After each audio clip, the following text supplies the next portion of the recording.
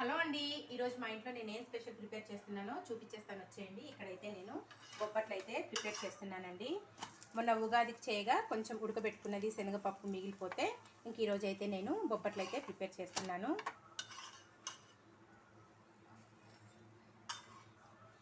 నేనైతే బొబ్బట్టు అనేది ఇలా ప్రిపేర్ చేస్తానండి. చక్కగా పిండి అనేది చక్కగా పల్చగా తడుపుకోవాలి.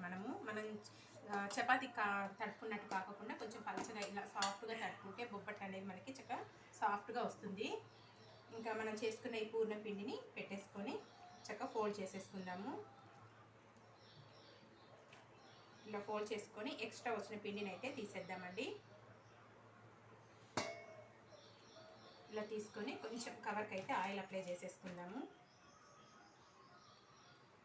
నేనైతే బొబ్బట్లు ఎప్పుడు చేసినా కానీ ఇలాగే ప్రిపేర్ చేస్తానండి. చక్కగా పల్చగా వస్తాయి మనకి బొబ్బట్లు అనేది.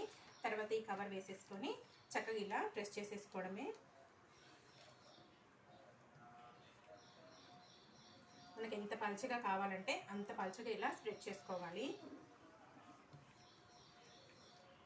ఇంకా బొబ్బట్టు ఎప్పుడైనా కానీ నెయ్యితో కాల్చుకుంటేనే టేస్ట్ అనేది చాలా బాగుంటుందండి. చూసారు కదా ఇక్కడ మనకి ఎంత పల్చగా వచ్చిందో బొబ్బట్టు అనేది.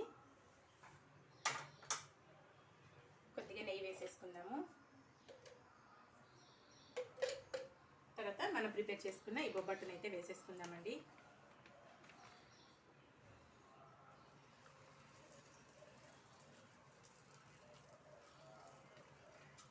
చూసారు కదా నేనైతే ఇలా చాలా సింపుల్గా బొబ్బట్లు అయితే ప్రిపేర్ చేసేస్తాను. మరి మీరు ఎలా ప్రిపేర్ చేసుకుంటారో ఒక చిన్న కామెంట్ అయితే చేసేయండి. టేస్ట్ మటుకు చాలా బాగున్నాయి.